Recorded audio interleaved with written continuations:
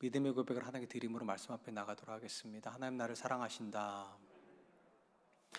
하나님은 내 인생에 크고 비밀한 계획 가지고 계신다. 하나님은 오늘도 나와 동행하셔서 그 계획 이루어 주신다. 아멘. 그렇게 될 줄로 믿습니다. 아멘.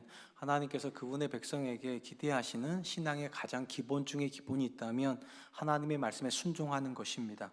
하나님은 아담과 하와에게 선악과에 대한 명령을 주시고 그들이 선악과를 먹지 않는 명령에 순종하기를 기대하셨고, 또한 이스라엘을 그분의 백성으로 삼으시면서 이방인처럼 사는 것이 아니라 하나님께 주신 율법을 따라 사는 하나님의 백성으로 살기를 기대하셨습니다. 그러나 안타깝게도 하나님을 향하여서 대면하여 알 뿐만 아니라 하나님과 동행을 하였던 아담과 하와는 선악과의 명령에 불순종을 하게 되고, 열재앙과 출애굽의 기적을 경험을 하여 이방의 어떤 나라보다도 분명하게 하나님의 은혜를 경험한 백성이었던 이스라엘은 하나님께서 그들에게 주신 율법에 순종하는 일에 실패하게 됩니다. 그렇다면 그들이 하나님의 말씀에 순종하지 못하게 된 근본적인 이유는 무엇이겠습니까? 혹시 하나님의 말씀이 지키기에 너무 어렵거나 또는 너무나도 많은 부담을 요구하기 때문이었겠습니까? 물론 하나님의 말씀 자체가 가볍거나 쉬운 말씀이라고 이야기는 어렵습니다. 그러나 인류의 조상인 아담과 하와와 그리고 하나님의 백성이었던 이스라엘이 하나님의 말씀을 순종하지 못했던 이유는 결코 하나님의 말씀 자체가 순종 자체가 불가능했기 때문은 아니었습니다.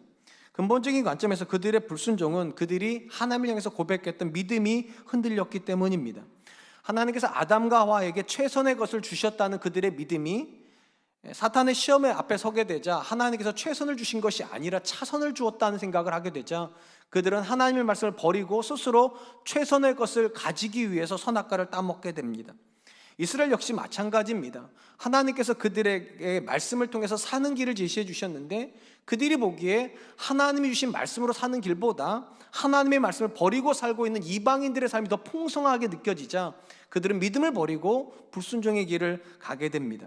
그런 점에서 믿음과 순종은 불가분의 관계를 가지고 있고 근본적으로 믿음이 순종을 가능케 하는 뿌리의 역할을 하게 됩니다. 바로 이런 이유에서 하나님은 모든 성도들을 향하여서 오직 의인은 믿음으로 말미암아 산다, 그렇게 말씀하시는 것입니다.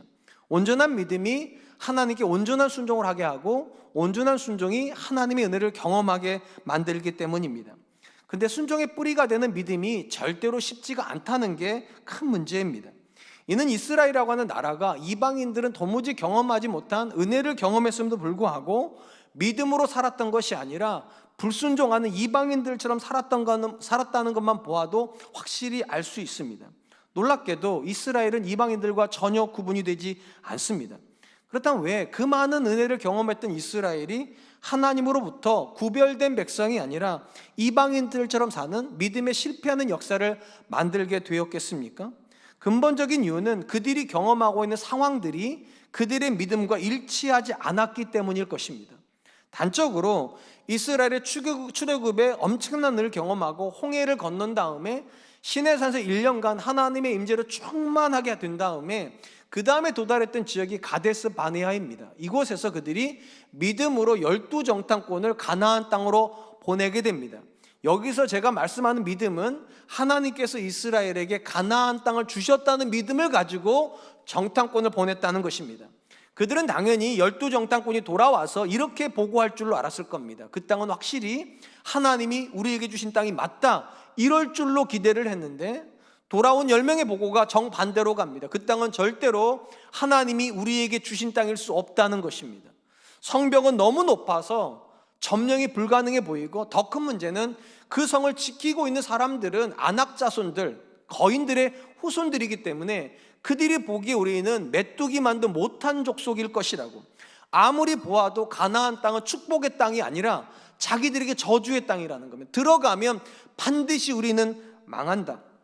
결국 믿음과 상황이 같이 가지 못하는 현실 앞에 서자 그들은 믿음을 쫓아가는 것이 아니라 상황을 쫓아가 버리게 됩니다. 그 말은 구약 역사에서 실패를 했던 믿음의 사람들이 절대로 우리보다 못한 믿음을 가지고 있거나 또는 우리보다 열등한 존재였기 때문에 그들이 실패한 게 아니라는 것입니다. 그들이 믿음에 실패할 만한 걸림돌이 있었습니다. 가장 큰 걸림돌은 현실과 믿음의 괴리입니다.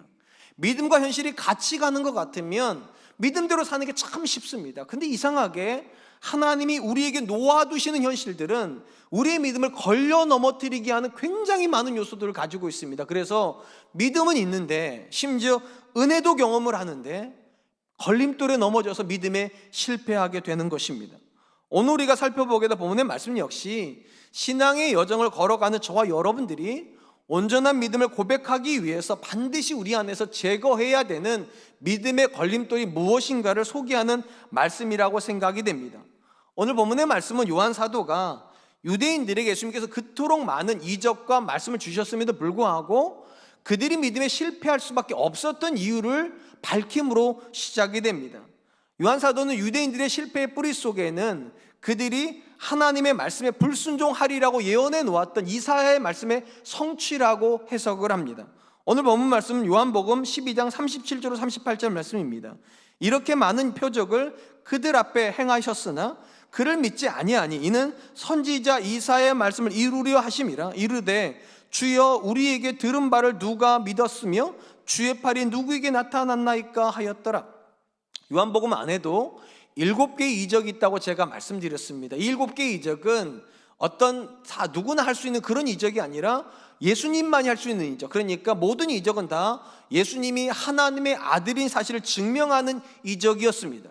그런 점에서 혹자는 예수님께서 보여주시는 이적은 예수님을 믿으라고 보내주신 하나님의 믿음의 독촉장이라고 해석을 하였습니다. 적어도 예수님이 보여주시는 그 정도 이적을 보았다면 그들은 믿어야 마땅하고, 3년 동안이나 예수님께서 서기관들과 다른 권세를 가지고 엄청난 말씀을 주셨다면 그들은 마땅히 믿음에 도달해야 됐는데, 안타깝게도 그들은 믿음에 도달하는데 실패를 했다는 것입니다. 그리고 이 실패의 원인을 이사야서 53장 1절을 가지고 요한 사도가 해석을 하는 것입니다. 하나님께서 무수한 말씀을 그들에게 주셨는데 그들은 마치 말씀을 한 번도 들은 적이 없는 것처럼 반응을 하고, 하나님은 수도 없이 손을 뻗었는데 그들은 마치 한 번도 하나님의 손을 경험하지 못한 것처럼 그렇게 거부를 했는데, 놀랍게도 예수님 당시 유대인들이 정확하게 그 말씀들을 했다는 겁니다. 아무리 보여주고 아무리 들려줘도 마치 한 번도 못 본 것처럼, 마치 한 번도 그런 말씀을 들어본 적이 없는 것처럼 반응을 하더라는 것입니다. 그렇다면 왜 예수님 당시에 유대인들은 수많은 이적을 보고 놀라운 말씀을 들었음에도 불구하고 믿음에 도달하지 못했을까요? 이 부분에서 요한 사도는 다시 한번 이사야서의 말씀을 인용을 합니다. 요한복음 12장 39절 40절 말씀입니다. 그들이 능히 믿지 못한 것은 이 때문이니 곧 이사야가 다시 일렀으되 그들의 눈을 멀게 하시고 그들의 마음을 완고하게 하셨으니 이는 그들로 하여금 눈으로 보고 마음으로 깨닫고 돌이켜 내게 고침을 받지 못하게 하려 함이라 하였음이더라.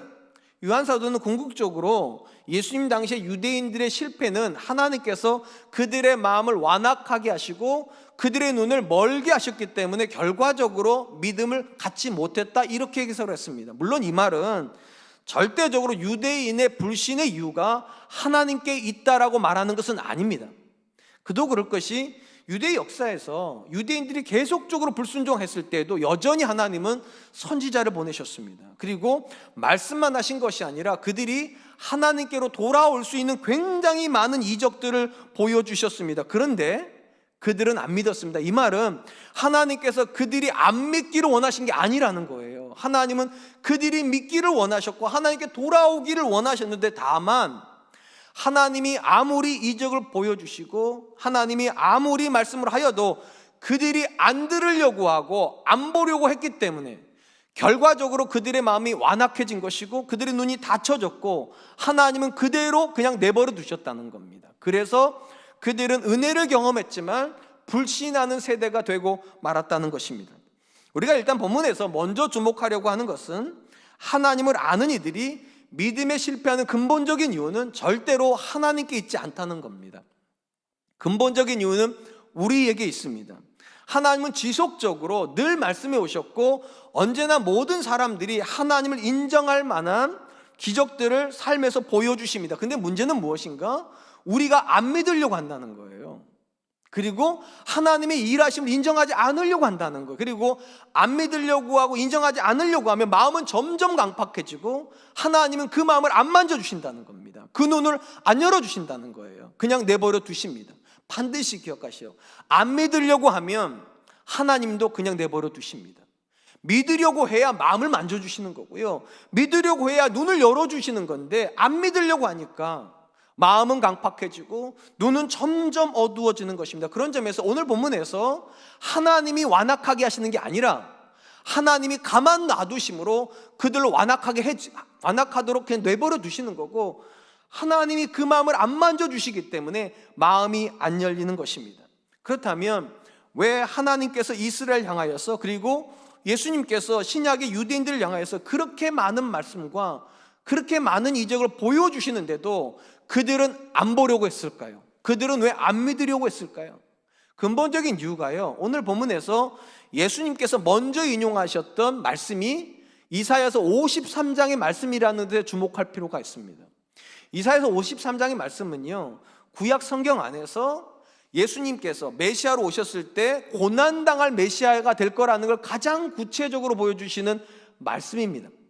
근데 이게 안타까운 것이 유대인들은 한 번도 메시아가 와서 고난을 당하고 죽임을 당할 거라고 기대해 본 적이 없습니다. 왜냐하면 그들이 알고 있는 메시아는 다윗의 후손으로 오는 메시아입니다. 그리고 유대인들이 알고 있는 다윗은 승리하는 이미지예요. 골리앗 앞에 서서도 절대로 물러섬이 없고 어떤 대적 앞에 서더라도 반드시 승리를 하는, 그래서 이스라엘에게 평화를 가져다 주는 그런 대표적인 인물인데, 그분의 후손으로 메시아가 온다면 당연히 그 메시아는 승리하는 메시아일 수밖에 없습니다. 그런데 놀랍게도 하나님께서 이사야를 통하여서 주시는 메시아는 어떤 메시아이냐? 실패하는 메시아입니다. 백성들에게 버림을 당합니다. 그리고 무력하게 어린 양과 같이 죽는 메시아니까 이사야서 53장에서 그들이 어떻게 한다는 겁니까? 안 들으려고 한다는 거예요. 자기들이 원하는 메시아는 그런 메시아가 아니니까 그들이 안 받아들이려고 한다는 거예요. 왜냐하면 그들이 원하는 역사는 그런 역사가 아니니까. 그러니까 하나님께서 아무리 많이 말씀을 하시고 아무리 많이 보여주셔도 왜 그들이 듣기를 거부하고 믿기를 거절합니까? 자기들이 원하는 것이 아니기 때문입니다. 자기들이 원하는 건 승리인데 하나님은 실패를 말씀하시는 것 같고, 자기들은 영광을 꿈꾸는데 하나님은 자꾸만 손해를 말씀하시는 것 같으니까 아무리 말씀하셔도 안 들으려고 하고 아무리 보여주셔도 안 보려고 한다는 거예요. 근본적인 관점에서 구약 이스라엘이나 신약의 유대인들이 실패했던 이유가 무엇인가? 그들은 하나님 앞에 자기 생각이 있습니다. 자기가 원하는 말씀이 있고 자기가 원하는 메시아의 그림이 있어요. 그리고 그게 너무 분명하니까 하나님의 말씀이 들어갈 수가 없는 겁니다. 이후에 예수님의 여정을 우리가 너무 잘 알아요. 분명히 방금 전까지만 해도 유대인들이 그렇게 환호를 했습니다. 왜냐하면 자기들이 원하는 일을 이루어 주실 것 같았으니까. 그런데 이후에 예수님을 향해서 그들이 돌변을 합니다. 왜 그렇습니까? 예수님께서 예루살렘에 입성하자마자 로마의 총독부로 달려가신 것이 아니라 성전으로 가시고 성전을 청결케 하시고 심지어 그들을 향해서 성공하는 또는 이기는 메시아를 얘기하시는 것이 아니라 그들이 원하지 않는 메시지, 죽는 메시아, 실패하는 메시아, 그런 이야기를 하니까 그들은 그 말을 받아들일 수가 없었던 것입니다. 사랑하는 성도 여러분, 신앙의 여정에서 믿음을 가지고 있는 사람들이 걸려넘는 가장 큰 걸림돌이 있다면 저와 여러분들 안에요, 우리가 원하는 무언가가 있다는 사실입니다. 우리는 하나님의 말씀도요, 다 아멘 안 해요. 내가 원하는 말씀을 들을 때만 아멘을 해요. 하나님 주시는 모든 상황을 하나님의 최선이라고 생각 안 해요. 내가 원하는 것만 해요. 우리 아이는 이렇게 돼야 되고 내 남편은 이렇게 돼야 되고 내 아내는 이렇게 등등, 우리가 원하는 게 너무 강하다 보니까 하나님이 내 생각과 다른 식으로 말씀하시면 마음 닫아버립니다.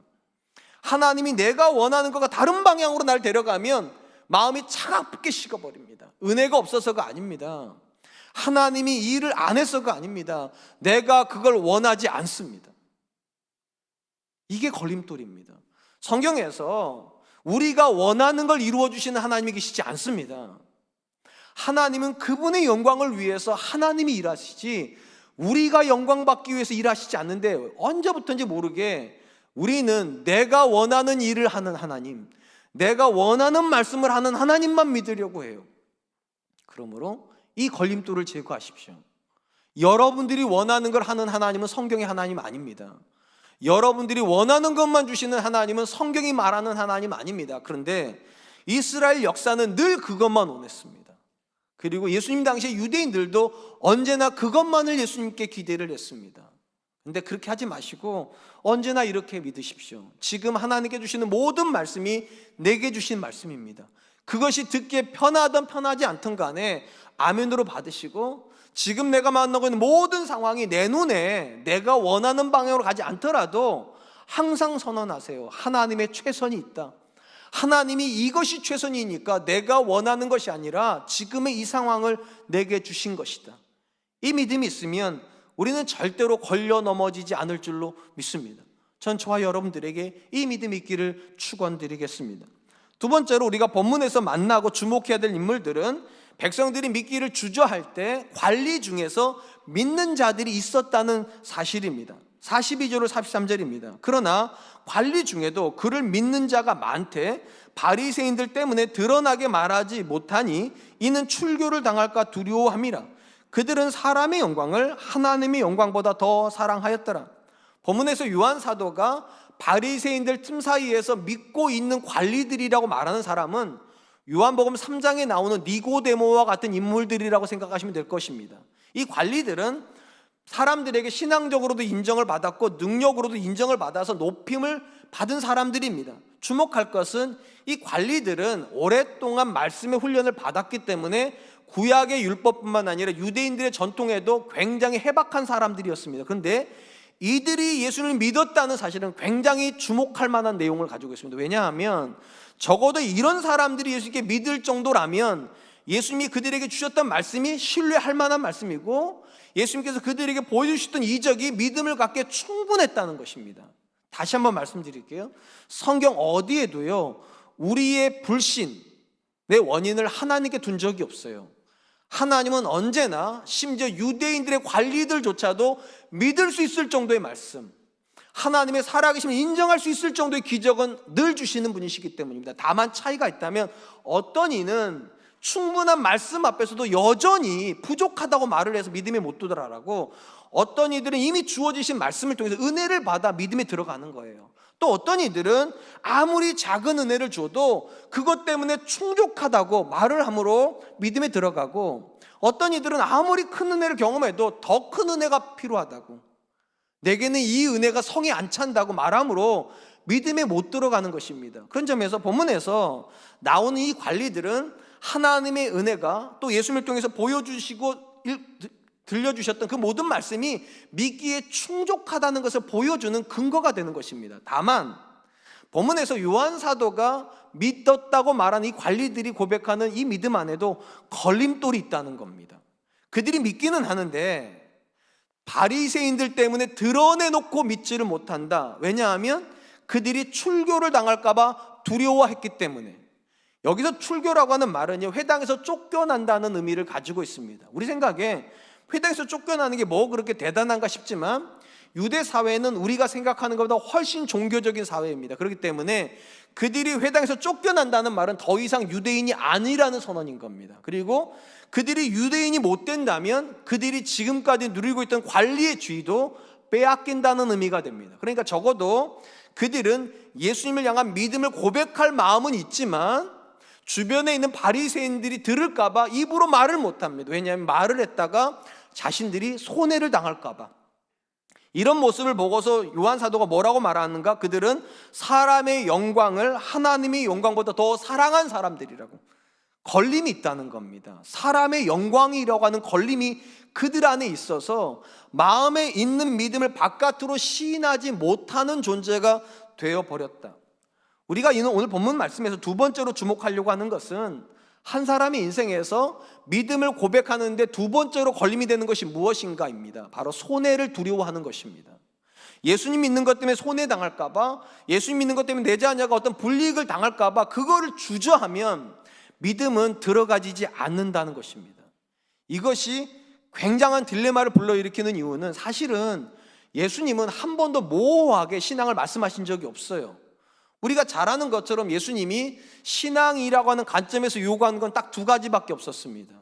아무든지 나를 따라오려거든 자기를 부인하고, 첫 번째입니다. 자기 부인이 신앙의 본질이고, 두 번째, 날마다 십자가를 지고 나를 쫓아올지니라. 두 번째가 십자가입니다. 그러니까 자기 부인과 십자가가 예수님이 생각하시는 신앙의 전부입니다. 예수님이 말씀하시는 자기 부인은 근본적으로 우리의 본성을 향한 부인입니다. 우리의 본성이 무엇입니까? 우리 본성은 항상 내게 유익한 걸 쫓아가려고 합니다. 그래서 모든 사람은 다 이기적이라고 그러잖아요. 적어도 자기 자신에 대해서만큼은 이기적입니다. 누구나 다 좋은 거 먹고 싶어하고, 누구나 다 성공하고 싶어하고, 누구나 다 자기에게 좋은 걸 하고 싶어 하는데, 놀랍게도 예수님은 자기한테 좋은 걸 하려고 하는 마음을 부정하고 아버지 하나님께 좋아하시는 아버지의 뜻을 이루려고 해야 된다는 것입니다. 심지어 이 모든 여정에서 반드시 감수해야 되는 것이 십자가라고 말씀하셨습니다. 십자가는 유대인들이 어떤 상징입니까? 죽음을 상징합니다. 나를 부정하고 하나님의 뜻대로 사는 것은 죽음을 각오하는 여정이다. 아주 단순히 말하면 예수님 믿는 것은 누구나 갈 수 있는 여정이 아니라 고난을 각오를 하고 손해를 각오해야지만 가는 여정이라는 것입니다. 근데 이 각오가 없으면 우리는 반드시 손해 앞에 서면 다시 넘어집니다.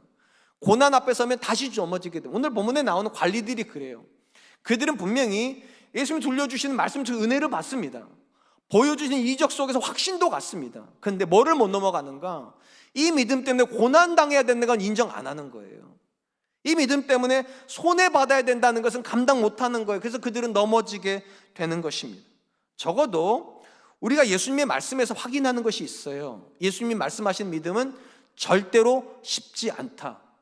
아무나 가질 수 있는 믿음이 아니라 고난을 넘어설 수 있는 각오가 되어 있고, 손해조차도 믿음 때문에 감당할 수 있는 그런 마음의 의지가 있는 사람들이라야 가지게 되는 것입니다. 근데 이게 정말로 쉽지가 않아요. 왜냐하면 우리는 태생적으로 믿음의 요소를 마음에 가지고 태어난 사람들이 아니라 불신의 요소를 가지고 태어난 사람들이 어떻게 아는가? 우리 안에는 다 욕망이라는 것이 존재합니다. 이 자리에 계신 분들 중에 욕망이 없는 분 있습니까? 성공이 싫으신 분 있으면 한번 얘기해 보세요. 성공 싫으신 분. 그래서 기도할 때 나는 성공하기 싫어요 기도하시는 분. 행복하기 싫으신 분이 있으신 분 한번 얘기해 보세요. 하나님 나는 행복 자체가 너무 싫어요. 뭐 그런 분들 계세요? 인정받는 게 싫은 분 계세요? 하나님 나는 왕따로 살래요. 뭐 이런 분들 계세요? 부유함이 싫은 분 계세요? 저한테 한번 물어보세요. 그게 싫은가? 저는 목사인데도요, 성공이란 단어가 너무 좋아요. 여러분이 생각하는 만큼은 아니에요. 돈 좋아해요. 인정받는 거 좋아해요. 행복 싫은 몫이 없어요. 그런데 예수님께서 우리한테 말씀하시는 건 무엇인가? 이 본능과도 같은 욕망을 부정해야 된다. 이게 어떻게 쉽겠습니까? 믿음은 절대로 쉽지 않아요. 어느 정도로 쉬운가? 십자가라고 하는 지점에까지 도달할 수 있어야 된다고. 예수님 때문에 내가 가지고 싶었던 거 다 내려놓을 수 있어야 되고, 내가 이루고 싶은 것들 다 내려놓을 수 있어야 된다. 이게 큰 걸림이 됩니다. 왜냐하면 우리는 내 욕망을 포기하면 내가 망하는 줄 알아요. 성공을 내려놓으면 나는 쪼글딱 망하는 줄 알고, 내가 인정받을 욕구를 내려놓으면 사람들이 다 나를 무시하는 줄 알아요. 그래서 그게 무서워서 그들처럼 성공하려고 하는 겁니다. 그게 무서워서 그들의 방법이라도 행복하려고 하는 거고, 그게 무서워서 그들에게 인정받으려고 길을 쓰는 거예요. 근데 반드시 기억하세요. 그 욕망을 내려놓는다고 해서 여러분들이 성공 못한다는 말 아닙니다. 그 욕망을 내려놓는다고 해서 여러분이 행복 못하다는 거 아닙니다. 그 욕망을 내려놓는다고 해서 여러분 인정 못 받는 거 아니에요. 분명한 건 이런 거예요. 내 방식으로 성공하는 건 안 돼요, 그거는요. 근데 여러분들이 그걸 내려놓으면 하나님이 주신다는 거예요. 내 방식으로 얻는 성공이 아니라 하나님이 주시는 성공이 있다. 내 방식으로 취하는 행복이 아니라 하나님이 주시는 행복이 있다. 성경에 나오는 요셉의 이야기를, 다니엘의 이야기를, 다윗의 이야기를 읽으면서 느끼는 게 뭡니까? 그들은 욕망의 폭주 기관차들이 아니었습니다. 오히려 그들은 욕망을 내려놓는 사람들이었는데, 놀랍게도 욕망의 폭주 기관차들이 얻지 못하는 것들을 그들이 얻어요.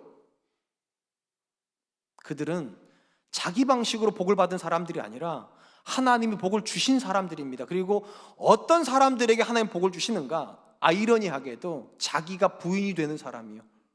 내 방식으로는 성공하지 않겠습니다, 하나님. 내가 아는 방식으로는 행복해지지 않겠습니다. 내 방식으로는 사람들에게 인정받지 않겠습니다. 차라리 불행한 게 낫습니다. 차라리 실패한 게 낫습니다. 차라리 무시당하는 게 낫겠습니다. 믿음 때문이라면.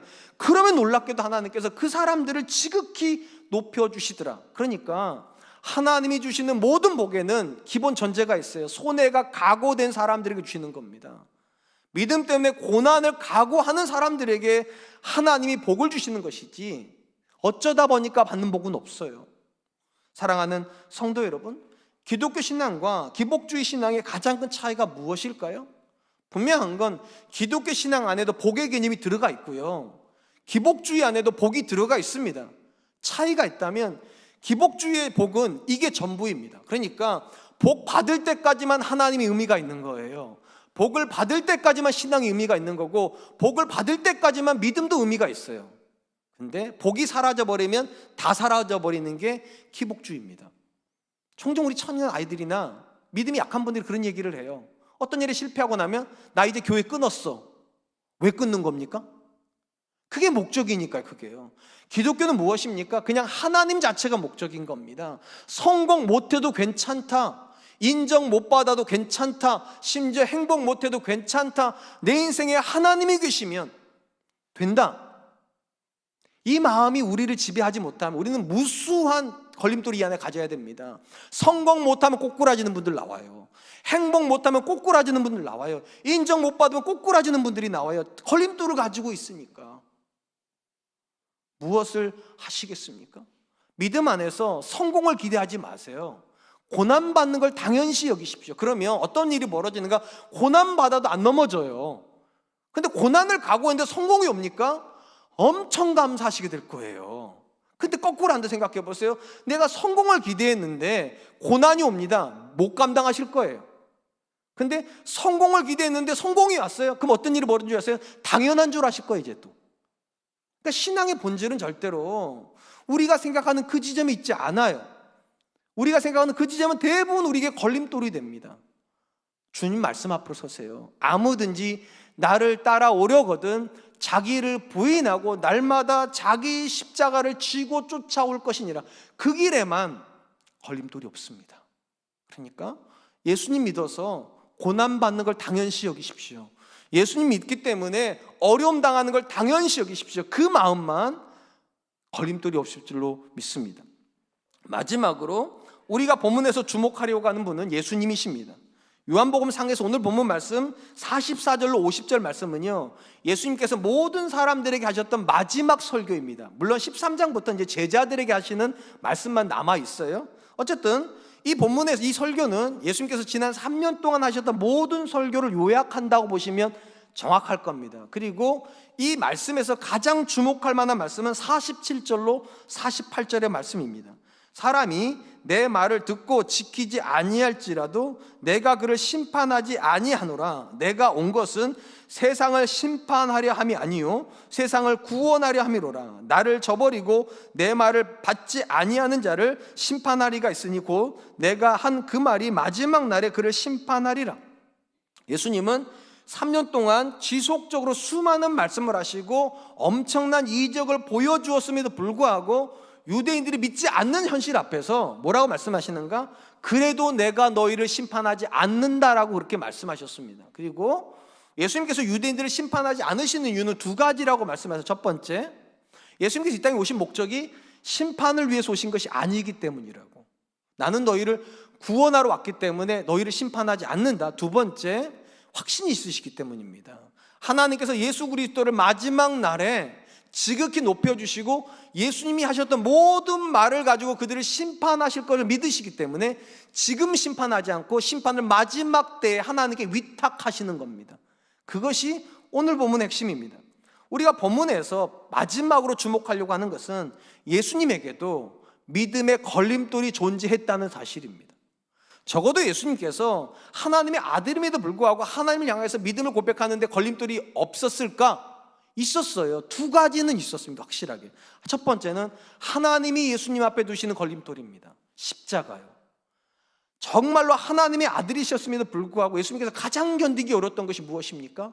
하나님이 자기를 버리시는 것 같은 고통이었습니다. 그래서 십자가를 앞에 두고 3번이나 기도하시잖아요. 아버지여, 하실 수 있거든 이 잔을 내게서 지나가게 하옵소서. 땀방울이 핏방울이 될 정도로 간절하게 그 정도로 싫으셨다는 게 그게요. 걸려 넘어질 만합니다. 또 하나가 있다면 자기가 가장 사랑했던 유대인들이 3년이나 그분의 말씀을 들었는데도 철저하게 예수님을 무시하는 이 현실 앞에 섰을 때 얼마나 심판하고 싶으셨겠어요? 얼마나 화가 나셨겠습니까? 믿음을 부정하게 충분했습니다. 근데 놀라운 것은 예수님을 걸려 넘어뜨리게 충분한 그 걸림돌에 예수님은 안 걸려 넘어지신다는 겁니다. 왜 그러냐는 겁니다. 예수님 안에 믿음이 있습니다. 어떤 믿음이요? 지금 이 부정적인 상황 속에서도 여전히 하나님이 일하신다는 거예요. 하나님이 자기를 버리시는 것 같은 부정적인 상황, 백성들이 자기를 향해서 조롱하는 그 부정적인 상황에서도 여전히 하나님은 일하시고 이 십자가를 통해서 하나님은 인류를 구원하시고 마지막 때가 되면 하나님이 증명해 주실 거라는 거예요. 예수님이 틀리지 않으셨다는 것을, 예수님의 말씀이 틀리지 않았다는 것을 증명해 주시고 그 예수님의 말씀을 가지고 믿지 않는 유대인들을 심판하실 거라는 걸 예수님이 아세요. 그래서 상황에 쫓기듯 도망치듯 그렇게 사신 것이 아니라 상황을 주도하십니다. 그들을 구원하기 위해서 십자가를 지시는 것입니다. 우리가 믿음에 실패하는 가장 큰 원인 중에 하나가 있다면 우리가 자꾸 만나는 부정적인 상황일 것입니다. 긍정적인 상황 앞에다 놓아주면 믿기가 좀 쉬울 텐데 하나님 이상하게도 우리를 자꾸만 부정적인 상황 앞에다 놓으십니다. 오늘 본문의 예수님처럼요. 꽃길을 놔두면 믿기가 쉬울 텐데 이게 과연 하나님이 주시는 길인가? 하나님을 믿는데도 과연 이런 상황 앞에 놓여야 되는가? 부정적인 상황 앞에 놓이면 참 믿기가 어렵습니다. 왜냐하면 우리는 상황에 반응하는 데 익숙해요. 긍정적인 상황에 가면 긍정적으로 반응하는 게 당연하다고 생각을 하고 부정적인 상황에 가면 부정적으로 반응하는 게 당연하다고 생각을 합니다. 근데 부정적인 상황에서 우리가 부정적으로 반응하면 걸려 넘어지는 겁니다. 왜냐하면 모든 상황은 적어도 하나님의 관점에서 부정적인 게 없기 때문입니다. 하나님이 필요해서 그 상황에다 우리를 세우신 건데 우리는 이상하게 부정적인 상황을 만나면 부정적으로 해석하려고 한다는 거예요. 그래서 걸려 넘어집니다. 오늘 본문에 예수님 보세요. 상황은 최악입니다. 아버지 하나님이 아들을 버리시는 것 같은 상황이고 3년이나 섬겼던 사람들이 철저하게 예수님을 무시하는 상황 속에서 화딱지 나지 않겠습니까? 당장이라도 심판하고 싶지 않겠습니까? 부정적인 상황인데. 근데 놀랍게도 예수님은 부정적인 상황을 부정적으로 반응하지 않습니다. 왜요? 그 상황에서도 여전히 하나님이 일하고 계시다고 믿으시니까요. 우리 중에는요 이런 분들도 계시더라고요. 긍정적인 상황인데도 부정적으로 반응하는 분들이 있어요. 그러니까 부정이 본성이신 거 있거든요. 이건 거의 병인 거라 제가 여기는 해당사항이 없어요. 우리는요.